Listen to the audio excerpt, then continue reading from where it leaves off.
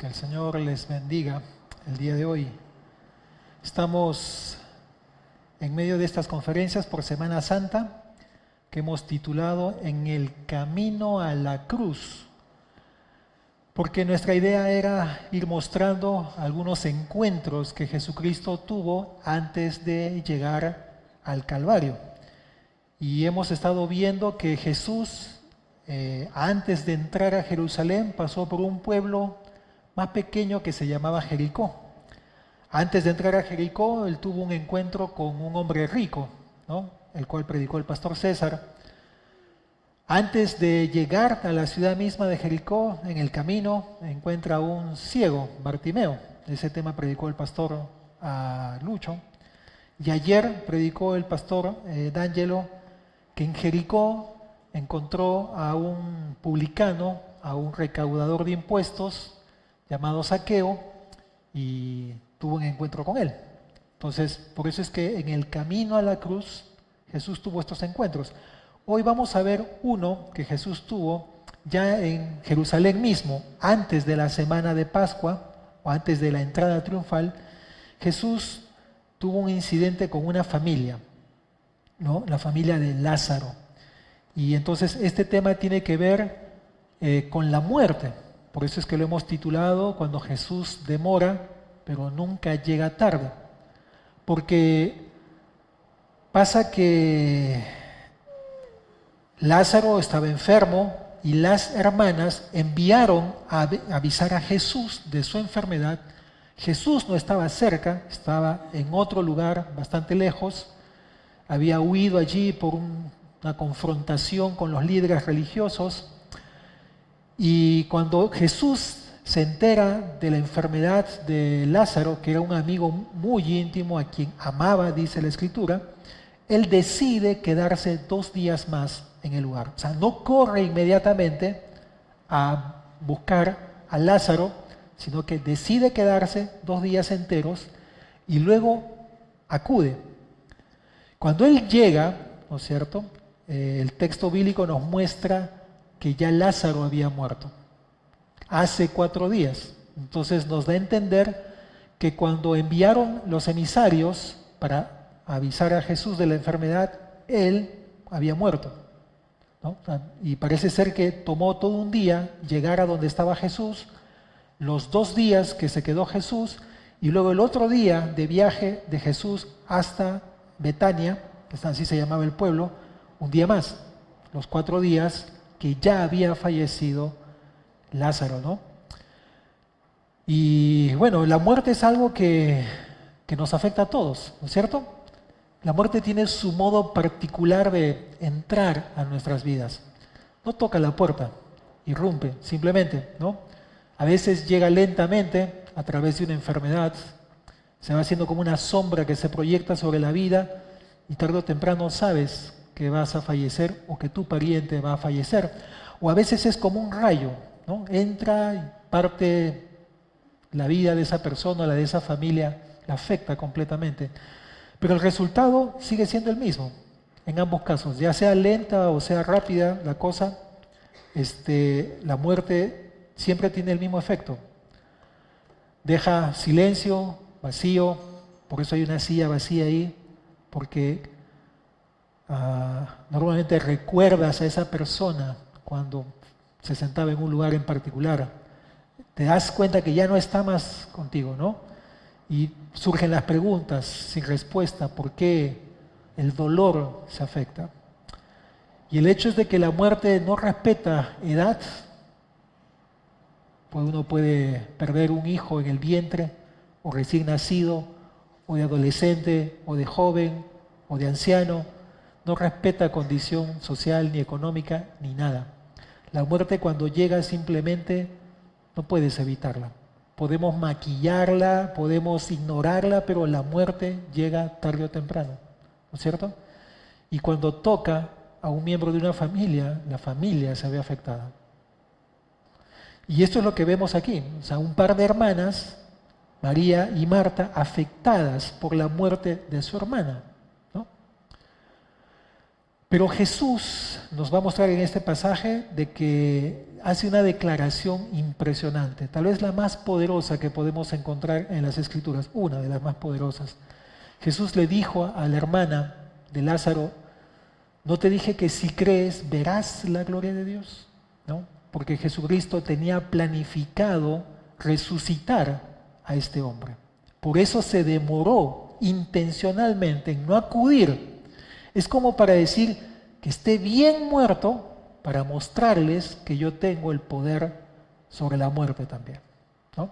Y este es el tema que vamos a ver esta mañana. Quiero pedirles que abran sus Biblias, por favor, en el Evangelio de Juan, capítulo 11, y ubíquenlo en el verso 38. Ubíquense, verso 38 de Juan. Juan 11, versículo 38 y al 44 allí. ¿Ok? Dice, ¿tenemos el pasaje? Juan 11, verso 38. Estoy usando la Nueva Biblia de las Américas por si notan que no coincide con la versión que usted usa. Entonces Jesús, de nuevo, profundamente conmovido, fue al sepulcro. Era una cueva y tenía una piedra puesta sobre ella. Quiten la piedra, dijo Jesús. Marta, hermana del que había muerto, le dijo: Señor, ya huele mal, porque hace 4 días que murió. Jesús le dijo: ¿no te dije que si crees verás la gloria de Dios? Entonces quitaron la piedra. Jesús alzó los ojos y dijo: Padre, te doy gracias porque me has oído. Yo sabía que siempre me oyes, pero lo dije por causa de la multitud que me rodea, para que crean que tú me has enviado. Habiendo dicho esto, gritó con fuerte voz: Lázaro, sal fuera. Y el que había muerto salió, los pies y las manos atadas con vendas y el rostro envuelto en un sudario. Jesús les dijo: desátenlo y déjenlo ir. Oramos antes de meditar. Señor, hemos abierto tu palabra y rogamos que nos asistas en tu bondad para entenderla. Abre nuestros ojos espirituales para ver tu verdad y que esa verdad afecte nuestras vidas, consuele nuestros corazones, los desafíe a creer aún más o nos llame a la vida eterna. Bendito Señor, haz tu voluntad esta mañana por medio de tu palabra. Oramos así en los méritos de nuestro Señor Jesucristo. Amén y amén. Bien, 4 puntos quiero mencionar esta mañana. El primero tiene que ver con cómo Cristo se enfrenta a la realidad de la muerte. Y eso está en el verso 38. O sea, ¿cuál es la reacción de Jesús frente a la muerte? Dice una vez más allí: entonces Jesús, de nuevo, profundamente conmovido, fue al sepulcro. Era una cueva y tenía una piedra puesta sobre ella. Obviamente la cueva sellada es una imagen de la impotencia. Esa persona no va a volver, está perdida, no la vamos a tener más entre nosotros. Pero lo que quiero llamarte la atención es la reacción de Jesús. El verbo que dice aquí, profundamente conmovido, podemos entenderlo como que está entristecido, como que tiene compasión hacia la persona. Pero el verbo también significa indignado. Es como que Jesús está en desacuerdo con lo que está pasando. Está luchando consigo mismo porque hay una realidad que sabe que está dañando a una familia a quien ama mucho. Los versículos anteriores dicen que Jesús amaba a esta familia y que lloró cuando le muestran el lugar donde estaba enterrado su amigo. Entonces, es como que él está en pleno desacuerdo con la existencia de la muerte. ¿Ok? Es lo que quiero que entiendas esta mañana. Jesús no está de acuerdo con la muerte. Él está fastidiado, enojado por la presencia de algo que nunca debió estar dentro de la esfera humana. Ahora, yo quiero explicarte por qué razón Jesús se indigna o se enoja contra la muerte. Quiero darte algunas razones. Y para eso necesito ir a otras partes de la Escritura y explicarte que la Biblia tiene una parte narrativa, como los Evangelios, el libro de los Hechos, se nos muestran narraciones de episodios, acontecimientos, pero la Biblia en el Nuevo Testamento tiene otra literatura que se conocen como las cartas. Y en las cartas lo que tú encuentras es la explicación teológica de los hechos narrados en los Evangelios y el libro de los Hechos de los Apóstoles. O sea, ¿por qué Jesús murió y resucitó? ¿Dónde encuentras la explicación? En las cartas, en las epístolas. ¿Ok? Entonces, un poquito para que entiendas. Por eso necesito ir a estas partes para entender lo que nos está mostrando aquí el Evangelio de Juan. La Biblia es una sola, ¿ok? No hay contradicción en la Escritura. Es cuestión de que la leas para que descubras esto. Quiero llevarte en primer lugar a 1 Corintios, capítulo 15, por favor, el verso 26. 1 Corintios 15, 26, y busca en tu Biblia, en tu celular, porque no va a aparecer en la pantalla. Y aquí encuentras la primera razón por la que Dios y Jesucristo odian la muerte. 1 Corintios 15, 26 dice: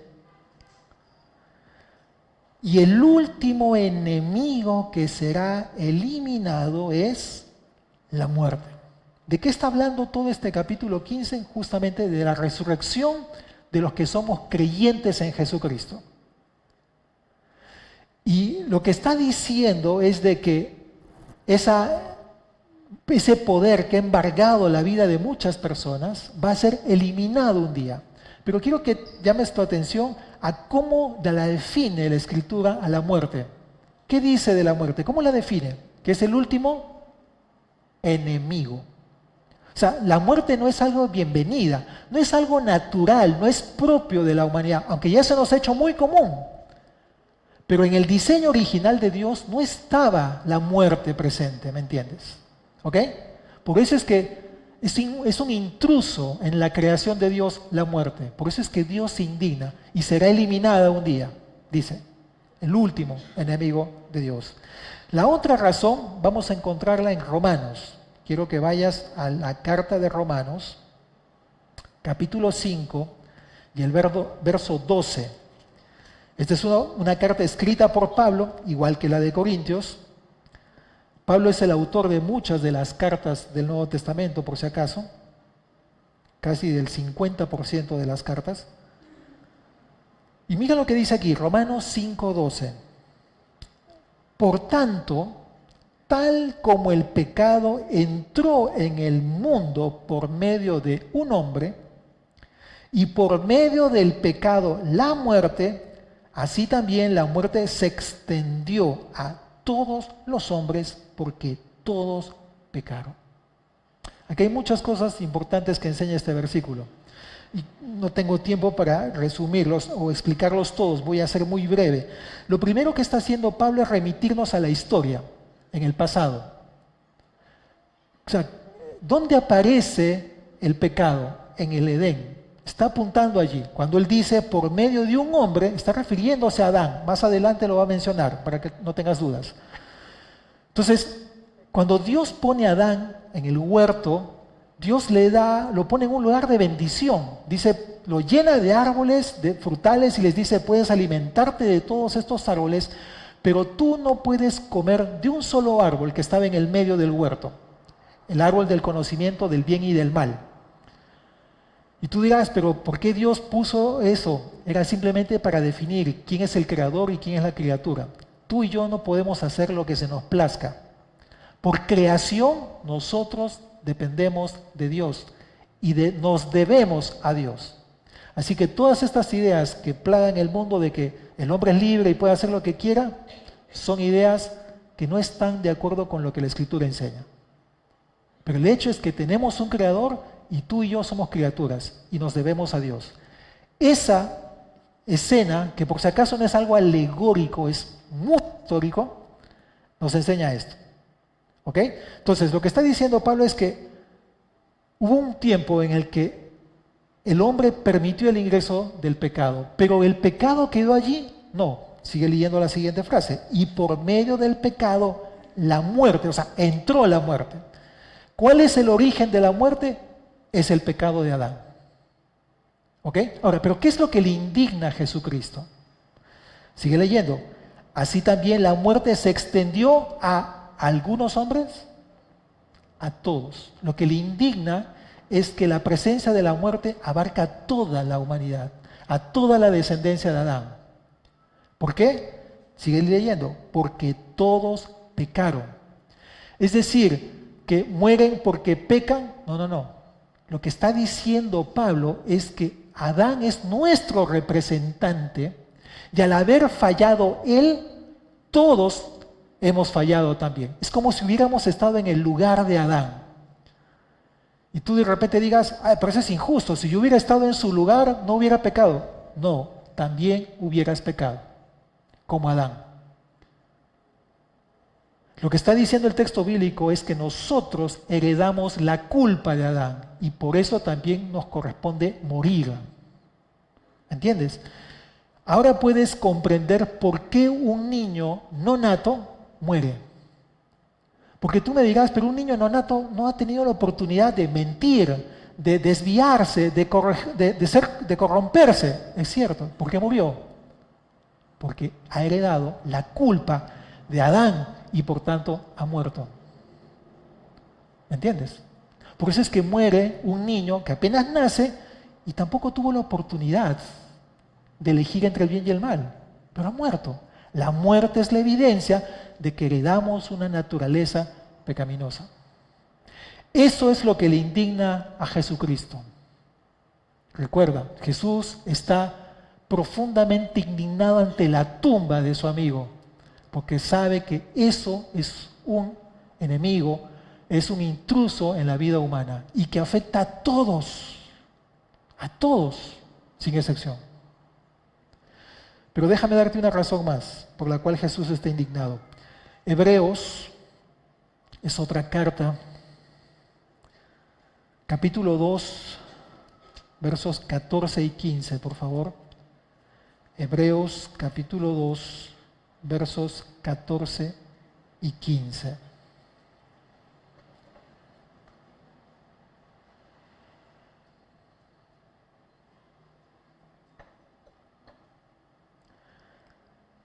Dice, así que, por cuanto los hijos participan de carne y sangre, está hablando a su composición humana, son seres humanos, también Jesús participó de lo mismo, o sea, tiene una naturaleza humana, y aquí viene, para anular mediante la muerte el poder de aquel que tenía el poder de la muerte, es decir, el diablo. Aquí quiero aclarar varias cosas también. Una, Jesús tuvo que encarnarse para poder morir, porque como Dios no podía morir. Pero un Dios encarnado en forma humana puede morir. Es como que Jesús entra en el mismo terreno para derrotar al enemigo. ¿Me entiendes? Esa es la idea aquí. Ahora, cuando el texto dice que el poder de aquel que tenía el poder de la muerte, es decir, el diablo, no es que el texto está diciendo que Satanás está sentado en su trono decidiendo tú mueres, tú vives, tú mueres, tú vives. No, no, no. El único que tiene ese poder es Dios. Él decide quién vive, quién muere. Deuteronomio 32, 39 enseña eso con claridad. Él es el Señor, Él es el dueño de la vida y de la muerte. Entonces, ¿a qué se está refiriendo el texto cuando dice que Satanás o el diablo tenía el poder de la muerte? En Génesis había un solo mandamiento: no comer del árbol de la ciencia del bien y del mal. Por culpa de esa desobediencia, todos hemos heredado la corrupción, la culpa y la muerte. ¿Sabes cuál es el papel de Satanás? No es decidir quién debe morir o quién no, es acusarnos, es recordarle a Dios y diciéndole, tú dijiste un precepto, que todo aquel que fuera un desobediente debería morir. Y eso es lo que hace Satanás en el oído de Dios. Es como la pulga en la oreja, que siempre está diciéndole, tú prometiste esto, tú dijiste eso, tú no puedes ser Dios si es que no cumples lo que has determinado. Así que todo ser humano que peca debe morir. Eso es lo que está diciendo el texto cuando él dice que tiene el poder de la muerte. No es que decide, sino que acusa y le recuerda a Dios, debes cumplir lo que has determinado, que todo ser humano muera por cuanto ha pecado contra ti. Pero ¿sabes qué le indigna a Jesucristo? Porque estamos hablando de ese tema. Verso 15. Y librar a los que por el temor a la muerte estaban sujetos a esclavitud durante toda la vida. ¿Sabes qué produce la muerte en el ser humano? Esclavitud al temor. La gente teme morir. Podemos maquillar, podemos ocultar, pero tú y yo tememos el día en que va a llegar la muerte a nuestras vidas. O tienes temor de que tu pariente se fallezca. Eso es natural, es propio. Jesucristo se indigna por eso, porque la raza humana no debería vivir bajo ese temor. Pero todos lo experimentamos, todos lo sufrimos. Te puedes mantener una persona atlética, puedes mantener una dieta, pero en el fondo lo que tú y yo estamos intentando retrasar lo evidente. Porque cada día tú y yo nos estamos corrompiendo. Desde el pecado ingresó a este mundo la ley de la entropía, la ley del caos. Nada queda igual. Todo se va deteriorando, se va destruyendo. Dejas un objeto al medio ambiente, vuelves a los meses, no lo encuentras igual, lo encuentras corroído, manchado, marcado. Dejas una fruta, un pedazo de carne, se corrompe. ¿Por qué? La ley de la entropía, la ley del caos, la ley del desorden. Eso es lo que impera, ¿me entiendes? Jesucristo se indigna porque el ser humano vive esclavo de esto, del temor. Quiero es como cuando tú llegas a tu casa, encuentras la puerta, ¿me entiendes?, violentada, entras, encuentras todos los objetos de tu sala ahí derrumbados, tirados, rotos, y encuentras a tu familia llorando, tu esposa, tus hijos pequeños. ¿Qué haces frente a esa escena? ¿Te alegras? ¿Te contentas o te indignas? ¿Te enojas? Así es como Jesucristo se siente frente a la muerte, porque la muerte es un intruso en su creación. O es como cuando el buen médico no se enoja con el enfermo, se enoja con la enfermedad que está dañando a su paciente. O es como el padre o la madre que ve afectado, atrapado a su hijo en las drogas y el alcohol. ¿Te alegra eso? ¿O te entristece, te indigna ver que no puede liberarse de esas garras? Así se siente Jesucristo, se indigna ante la muerte, porque está atrapando al ser humano. ¿Entiendes? Por esa razón es que Jesucristo se indigna ante la muerte.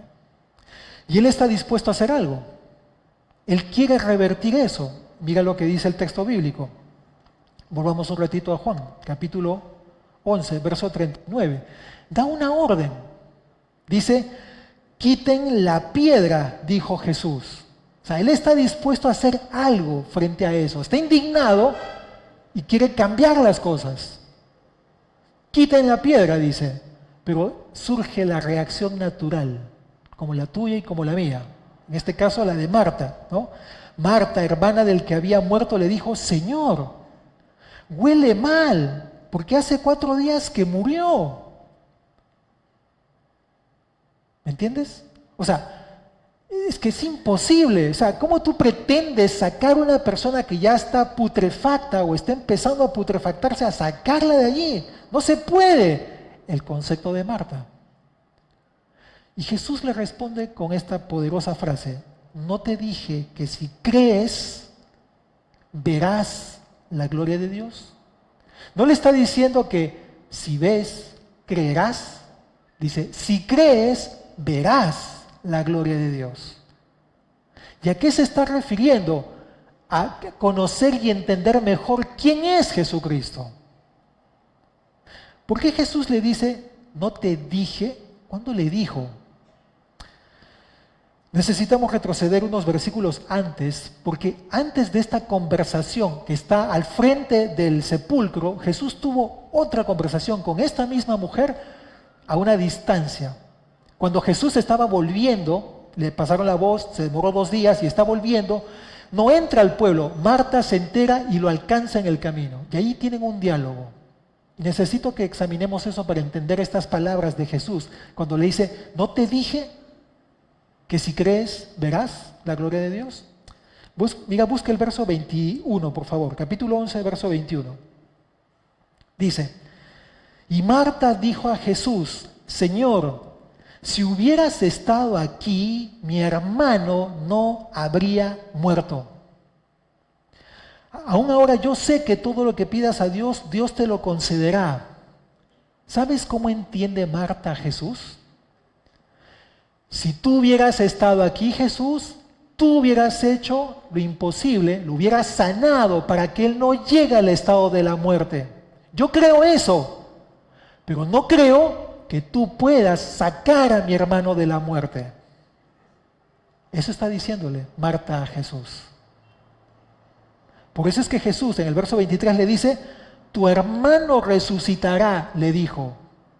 O sea, Jesucristo ya tiene definido que lo va a levantar de los muertos. Por eso se ha demorado 2 días más.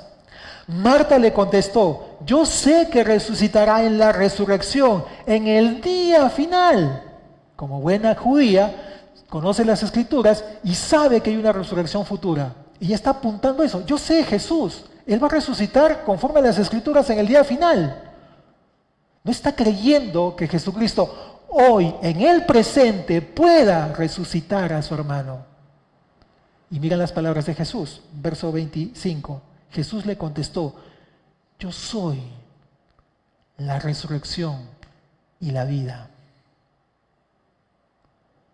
Marta, no me estoy refiriendo al futuro, me estoy refiriendo en el aquí y ahora. Yo lo voy a resucitar porque yo soy la resurrección. Yo tengo el poder sobre la muerte. Yo doy la vida, yo la quito, yo la vuelvo a dar. Y mire estas palabras de Jesús. El que cree en mí, aunque muera, vivirá. Todos los que somos seguidores de Jesucristo, si tenemos una fe establecida en Jesucristo, vamos a morir físicamente, pero vamos a resucitar. ¿Te acuerdas de 1 Corintios 15:26? El último enemigo que será derrotado será la muerte. Está refiriéndose a esto. Pero lanza otra promesa. Y todo el que vive y cree en mí no morirá jamás. ¿Pero qué? ¿No va a morir físicamente? No. Se refiere a una muerte espiritual eterna. El que vive y cree no morirá jamás. No experimentará una muerte eterna, una condenación eterna, sino vida eterna. Jesús le dice, ¿crees esto? ¿Crees esto, Marta? Por ahí viene la frase, ¿no te dije que si crees verás la gloria de Dios? Y ahí viene esta conversación. ¿Cuál fue la respuesta de Marta? Verso 27. Ella le dijo, sí, Señor, yo he creído que tú eres el Cristo, el Hijo de Dios, o sea, el que viene al mundo. Pero ojo, su concepto de Dios es parcial.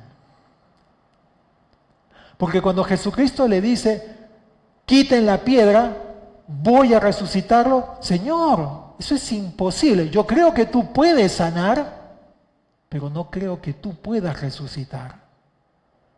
Jesús le dice, ¿no te dije que si crees verás la gloria de Dios? Ahora, si hasta aquí te has dado cuenta, se repite muchas veces el término creer.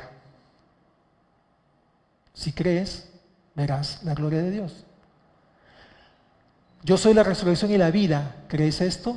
Señor, yo creo que tú eres el Cristo, el Hijo de Dios. ¿Me entiendes? En Juan se repite mucho el término creer. Y necesitamos entender a qué se refiere Juan con esto, palabra creer. Y déjame decirte, él ha escrito este libro con esa intención. El propósito por el cual escribió este evangelio es para que crean las personas. Quiero llevarte un ratito ahí. Busca el evangelio de Juan, capítulo 20, los versos 30 y 31, por favor. Juan 20, 30, 31.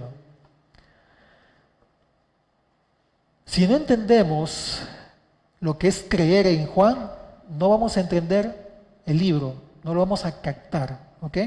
Y aquí es importante esto. Mira lo que dice, Juan 20, versos 30 y 31. Dice, y muchas otras señales hizo también Jesús en presencia de sus discípulos que no están escritas en este libro. Ya estaban escritos los otros evangelios, Mateo, Marcos, Lucas. Es como diciendo, ¿quieres conocer más milagros de Jesús? Revísalos aquí. Yo tengo otra intención. Nota, pero estas señales, estos milagros, se han escrito para que ustedes, ¿qué dice? Crean. El propósito de todo su libro es que tú y yo podamos creer. Dice que Jesús es el Cristo, el Hijo de Dios. ¿Y cuál es el efecto de creer? Simplemente tener una bonita relación con Jesús, tener una religión apropiada, la perfecta, la correcta. No, nota. Y para que al creer, ¿cuál es el efecto? Tengan vida en su nombre. Pero pastor, o sea, yo tengo vida. No, tú no tienes vida, tú tienes existencia biológica.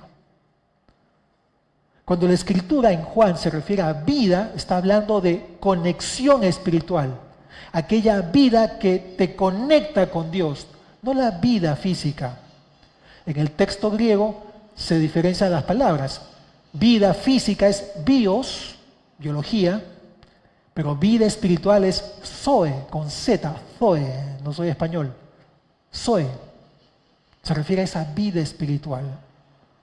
Lo que está diciendo Juan, yo he escrito este libro para que tú te convenzas que Jesucristo es el Hijo de Dios, el enviado por Dios, y al creer te pase algo, tengas vida eterna. Entonces, ¿cómo ha confeccionado su libro Juan para llegar a este fin? Él dice que ha coleccionado unas cuantas señales. En verdad son 7. Lo que él ha hecho es poner las señales, añadir un discurso como una explicación de esas señales y luego mostrar cuál es la reacción de las personas ante ese milagro de Jesús. Así es como él ha establecido su libro. Te doy la tarea de revisarlo. Te voy a demostrar eso con el pasaje que estamos viendo. Volvamos al capítulo 11. Mira, hay una señal, hay todo un discurso de explicación, capítulo 11, y nota cómo al final él muestra las reacciones frente a ese milagro. Fíjate en el verso 45, por favor. 11:45. Dice, por esto muchos de los judíos que habían venido a ver a María y vieron lo que Jesús había hecho, ¿qué dice? Creyeron en él. No en una idea, no en una filosofía, no en un concepto humanista, en una persona. Para eso Juan escribió su evangelio, para que crean en que Jesús es el Cristo. ¿Me entiendes? Después del milagro, hay una explicación y luego las reacciones. Aquí algunos creyeron. Lee el verso 46. Pero algunos de ellos fueron a los fariseos y les contaron lo que Jesús había hecho. Entonces los principales sacerdotes y los fariseos convocaron un concilio y decían, ¿qué hacemos? Porque este hombre hace muchas señales. Veían las señales o escuchaban las señales, pero no creían, ¿me entiendes? No llegaban a la determinación de creer que Jesucristo era quien dice ser. Era un fulano más. ¿Qué determinaron estos? Mira el verso 53. Así que desde ese día planearon entre sí matar a Jesús. Jesús es un estorbo. No es el Cristo, el Hijo de Dios, el que ha sido enviado al mundo. Es un estorbo, es un hablador más, es un parlanchín. No creemos en él. Juan escribió su evangelio de esta manera. Señales, explicación, efecto, reacciones. Mi amigo, mi amiga, yo voy a ser muy honesto contigo. Al final de este sermón, yo te voy a invitar a que tomes una decisión. Para aceptar a Jesús o para rechazar a Jesús. Eso es el evangelio. Tú no puedes mantenerte neutral ante Jesucristo. No se puede. O crees en Él o no crees en Jesús. Simple y sencillo. No hay término medio, no hay término neutral. Y ahora, déjame explicarte también qué significa creer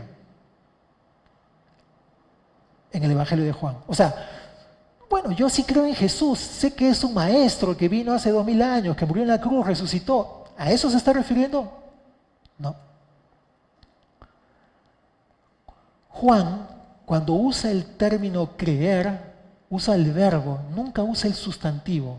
Para Juan, la fe no es un concepto abstracto, es una acción que se vive, que te lleva a Jesús, te lleva a rendirte, a someterte a Él. Eso es lo que significa creer en el Evangelio de Juan. Juan lo usa casi 100 veces, esta palabra. Y su intención es esta: que tú confíes personalmente en Jesucristo. No que creas en algo respecto a Jesús, sino en la integridad, la totalidad de la persona de Jesús. Tú no puedes tener un concepto equivocado o parcial sobre Jesucristo. O lo tienes todo o no lo tienes. Como Marta. Señor, yo creo que tú puedes sanar, pero no creo que tú puedas resucitar a un muerto. Jesús le dice, ¿no te dije que si crees verás la gloria de Dios? La gloria de Dios es la majestad. No es simplemente el milagro. O sea, sin fe tú ves un milagro más. Con fe tú reconoces quién es el que hizo el milagro y que merece tu completa adoración, tu completo sometimiento, tu completa rendición. Eso es creer en el Evangelio de Jesucristo. Eso es creer aquí en el Evangelio de Juan. Es entender cuál es la identidad de Jesús. Que Jesús es el Cristo, es el Hijo de Dios, es el que fue enviado por el Padre, que Él es la luz, el agua de vida, la vida y la resurrección. Eso es, que es el pastor de las ovejas. Es entender estas cosas. Es someterte a Él. No es mantenerte por un corto tiempo en tu vida, es realmente darle tu vida para siempre. No es simplemente Jesús para el domingo o para cuando tengas un problema en tu vida personal. Ay, tengo problemas en mi matrimonio, tengo problemas en mi economía, voy a buscar a Jesús. No, no se trata Jesús así en el Evangelio de Juan. O lo sigues o lo sigues. Es permanecer en Él. Mira el capítulo 8 del Evangelio de Juan. Y fíjate por favor en el verso 31. 8:31.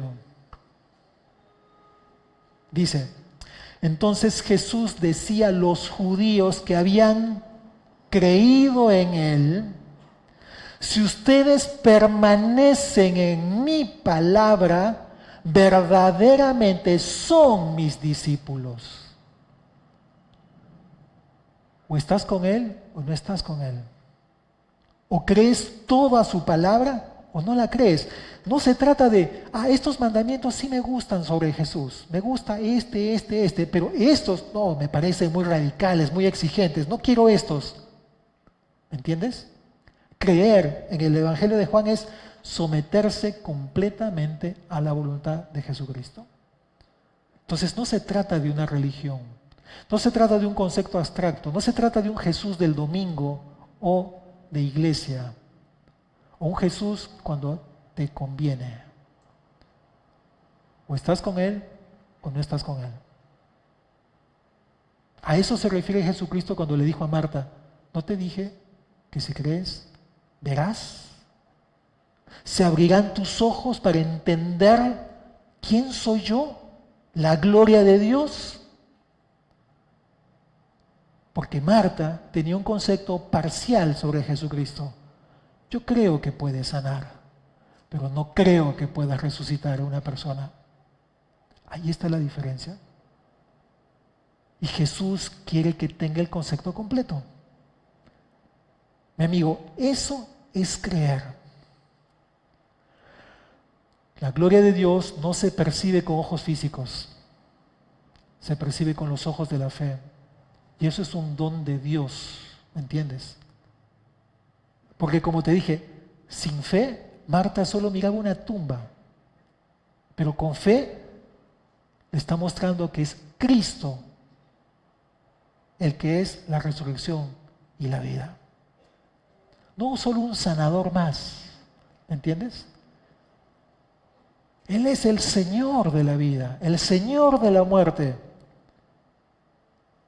Ese es el Jesús que describe la Biblia, ¿me entiendes? La fe necesitamos ejercitarla, creer, como te dije, es una acción, es acercarnos, es apoyarnos, es someternos, nunca es un concepto abstracto. Se trata siempre de un vínculo íntimo, personal, diario con Jesucristo. No puede ser una cuestión, ¿me entiendes?, de poca monta. Esa no es la fe que describe el Evangelio de Juan. Es como una lámpara que está encendida, pero tú necesitas tomarla, ejercerla para ver lo que hay a tu alrededor. Recibiste la lámpara encendida de Dios, pero necesitas levantarla. Es lo que le está diciendo Jesús a Marta. ¿No te dije que si crees, verás la gloria de Dios? Entonces es vital esto, mi amigo. Jesús debe determinar una decisión en tu vida. O crees en Él o no crees en Él.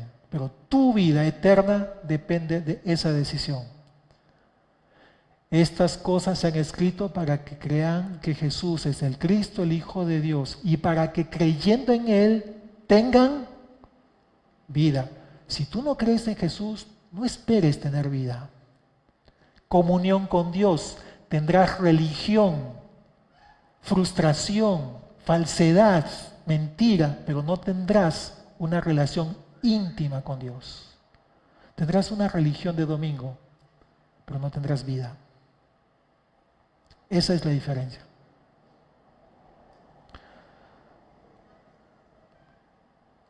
Muy bien. Veamos qué más dice este episodio. Dice el verso 41. Entonces quitaron la piedra. Jesús alzó los ojos y dijo, Padre, te doy gracias porque me has oído. Yo sabía que siempre me oyes, pero lo dije por causa de la multitud que me rodea para que, ¿qué dice? Crean que tú me has enviado. Todo el Evangelio de Juan ha sido diseñado para invitarnos a creer, a poner la confianza en Jesús. Y Jesús no hizo pública esta cosa para mostrar que Él es el gran héroe, lo hace por los demás. Y esto es algo que estaba perfectamente planificado entre el Padre y el Hijo. Por eso es que Jesucristo se demora 2 días intencionalmente en ir a buscar a Lázaro. Porque a través de este hecho, el Hijo iba a ser glorificado, el Padre iba a ser glorificado. Se iba a mostrar la belleza, la majestad de Dios. ¿Qué hace Jesucristo finalmente? Dice, ¿no es cierto?, el verso 43, habiendo dicho esto, gritó con fuerte voz, Lázaro, sal fuera. Él es la resurrección y la vida. Él tiene el poder para ordenar a un muerto volver a la vida. Su palabra no puede ser detenida. Y estamos yendo otra vez al Génesis, como cuando Dios dijo, sea la luz, y la creación no pudo detenerse, simplemente tiene que obedecer. Mi amigo, cuando Dios está ordenando a un ser humano, sal de tu tumba, es porque hay que salir. Dios va a hacer eso, ¿me entiendes? No se puede detener el poder de Dios allí. ¿Te acuerdas del pasaje de Hebreos 2, 14, 15? Cuando mencioné que Jesucristo tomó forma humana para anular el poder de aquel que tenía el poder de la muerte. Jesús es la muerte de la muerte. Él tuvo que morir para poder quitarle el poder a aquel acusador. Si pudiera encontrar una ilustración, tal vez no es la mejor, pero imagínate que eres mordido por una serpiente, pero en tu sangre corre el antídoto contra el veneno de esa serpiente. ¿Qué le pasa a esa serpiente? Ella muere. Te mordió con la intención de lastimarte, de contaminarte con su veneno, pero como tú tienes el antídoto, quien termina muriendo es la serpiente. Eso es lo que Jesucristo hizo al ir a la muerte. ¿Por qué? Porque Jesucristo no pecó. ¿Cuál es la acusación de Satanás frente a Dios? Él ha pecado, él debe morir. Ella ha pecado, debe morir. Pero cuando Jesús va a la muerte, no puede acusarlo. No hay un pecado por el cual acusar a Jesús. Él es un extraño en el reino de la muerte. Y al resucitar Jesucristo, que es lo que estamos celebrando este día, derrotó a la muerte. Y Pablo va a explicar, por cuanto Jesús es el primogénito, el primero de los que han resucitado, todos los que somos sus seguidores, los que creemos como según el Evangelio de Juan, también tenemos derecho a resucitar como Jesús. Por eso es que 1 Corintios 15, 26 dice, y el postrer, el último enemigo que será derrotado es la muerte. ¿Cuándo pasará esto? Cuando los que somos suyos vamos a resucitar. Allí no habrá muerte más. Esa es nuestra esperanza para los que somos seguidores de Jesucristo. Pero déjame terminar este mensaje. Dice el verso 44, ¿no es cierto? Y el que había muerto salió. Era inevitable. Jesús ordenó, tenía que suceder. Si Dios determina que tú tengas vida, la vas a tener. Pero necesitas ejercer tu fe en la palabra de Jesucristo, en lo que Él ha hecho, en su persona. Y el que había muerto salió, los pies y las manos atadas con vendas y el rostro envuelto en un sudario. Jesús le dijo, desátenlo y déjenlo ir. Es muy interesante esta última frase porque ilustra perfectamente lo que pasa con una persona que acepta o tiene la vida de Jesucristo.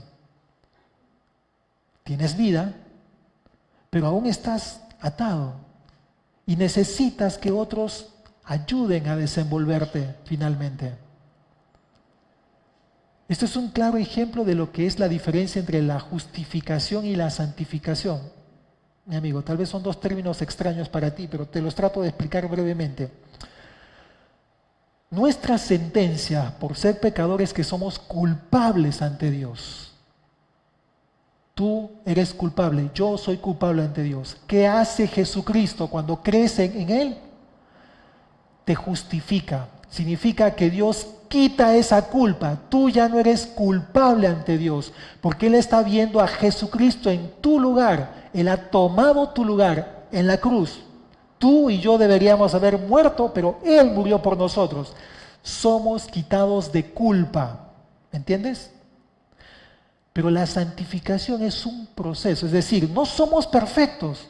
El hecho de creer en Jesucristo no nos convierte en personas perfectas, santos, con alas. Seguimos siendo las personas que vamos conociendo más de Jesucristo y siendo liberados del poder del pecado y de la muerte. Las personas necesitamos ser liberadas de hábitos, temores, la ignorancia que tenemos. Ignoramos mucho acerca de la Escritura y eso es un proceso que se va dando de a pocos. Y necesitamos la comunidad para ir quitándonos. Pongo un ejemplo claro. Es como el niño cuando nace. Está vivo, pero puede vivir solo, sin atención, sin cuidado, o requiere el cuidado de los padres. Necesita alimentación, necesita calor, necesita muchas cosas. Así es lo que está describiendo aquí. Voy a poner un ejemplo más grotesco. Imagina que yo he cometido adulterio. Uno de mis pecados es el adulterio. Si yo vengo a Jesucristo, creo en Él, Dios me declara culpable de ese pecado, ya no me declara culpable, ya soy perdonado ante Él, porque Cristo pagó, tomó mi lugar en la cruz. Eso se llama justificación. Pero otra cosa es que yo me vuelva a mi esposa y mis hijos e intente corregir el problema. Eso no es tan sencillo, porque va a depender de que mi esposa quiera perdonarme, de que mis hijos quieran perdonarme, y yo, si soy un verdadero creyente, voy a empecinarme en decir, me voy a arrepentir y voy a suplicar y voy a rogar que me perdonen y comenzaré a enmendar mi conducta para corregir todo eso. Eso es la santificación. Eso es el ir quitando las vendas en la vida de una persona que ha nacido de nuevo. Mi amigo, tú necesitas una comunidad donde crecer. No solamente es venir a Jesucristo. ¿Me entiendes? Y eso es la iglesia. La iglesia no es un edificio. La iglesia es el conjunto de personas que han experimentado lo mismo que tú, que tienen un poco más de años y que te ayudan a crecer y a madurar en la fe. Y las necesitamos. Tú, si vas a optar por Jesucristo, vas a necesitar la iglesia. No se puede crecer sin comunidad. No hay cristianos solitarios, no hay cristianos llaneros. Se necesita vivir en comunidad. Desátenlo y déjenlo ir.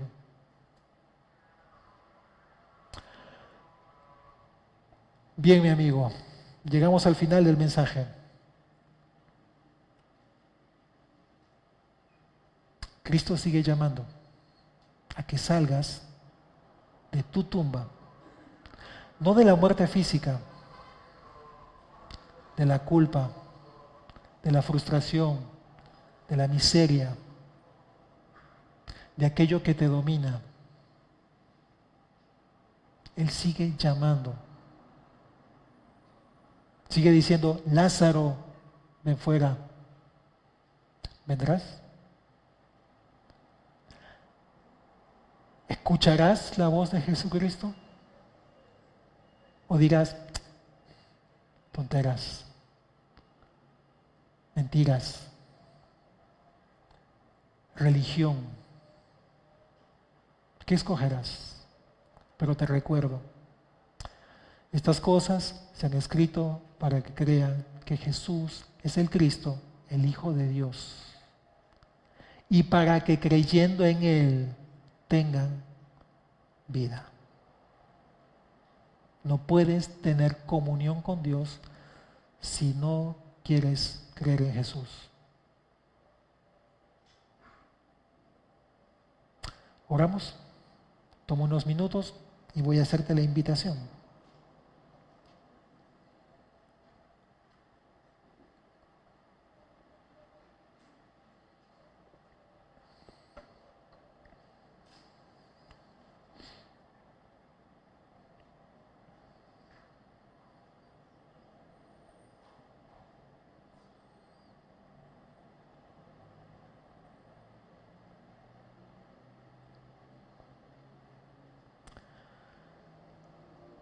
Señor, gracias por dejar escrito en tu palabra este hecho histórico, este incidente real,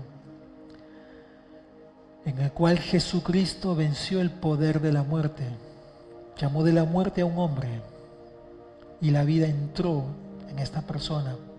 Donde no había vida, tu vida entró. Y hoy esa misma voz sigue resonando. Nos has dado el mandamiento de predicar tu evangelio, tus buenas noticias. Tu voz está resonando en las tumbas, pero no las tumbas físicas, sino en la de aquellos corazones incrédulos, heridos por el pecado, muertos espiritualmente. Tu Hijo Jesucristo sigue llamando. Tu Hijo Jesucristo sigue dando vida. Tu Hijo Jesucristo sigue mostrando su gloria a quienes quieren creer.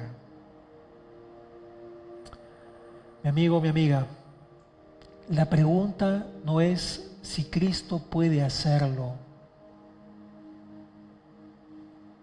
Él ya resucitó de entre los muertos.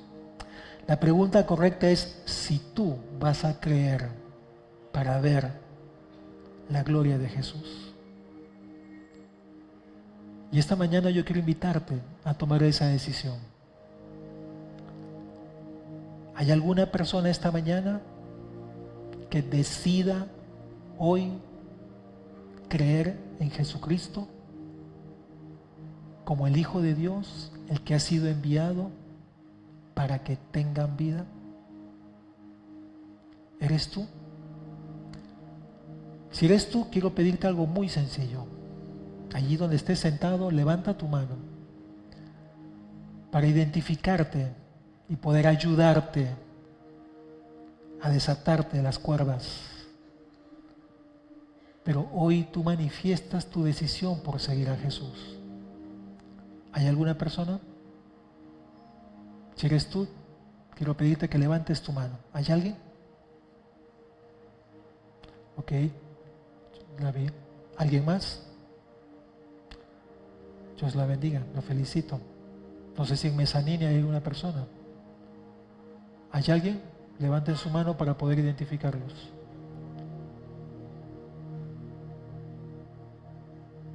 ¿Hay alguien más esta mañana?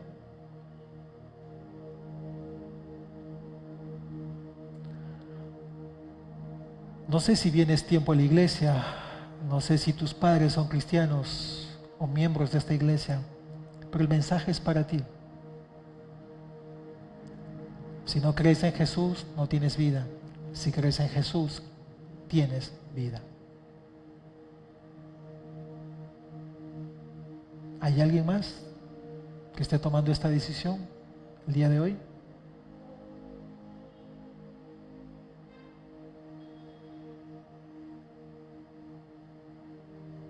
Ok, Dios te bendiga, te vi. ¿Alguna otra persona? Ok, te vi. Dios te bendiga. ¿Alguien más? Sé que esto a veces es complicado.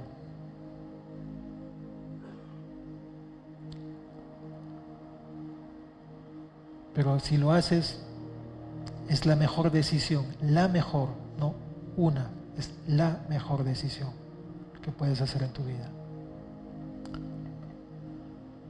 Quiero pedirle a las personas que han levantado sus manos, pónganse de pie, permítame orar por ustedes. Se van a acercar unas personas al final, les van a tomar sus datos. Queremos compartir más información con ustedes. Así que pónganse de pie, bienvenidos, gracias por acompañarnos. Pónganse de pie, sí, por favor. Señor, gracias por estas vidas. Confiamos en que sea tu voluntad la que haya obrado, tu Espíritu Santo, convenciendo de pecado, de justicia, de juicio y sellando, Señor, tu salvación en estas personas, confirmando tu salvación. Permítenos como iglesia atenderles, cuidarles y ayudarles en su crecimiento y desarrollo espiritual también. Te pedimos esto en los méritos de nuestro Señor Jesús. Amén y amén.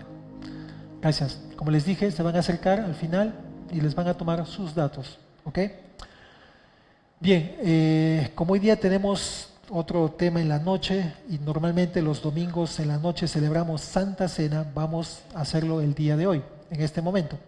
Así que, como el tiempo nos está ganando, voy a pedirles que pongámonos de pie los que estamos en comunión con el Señor, los que nos hemos bautizado en una iglesia evangélica.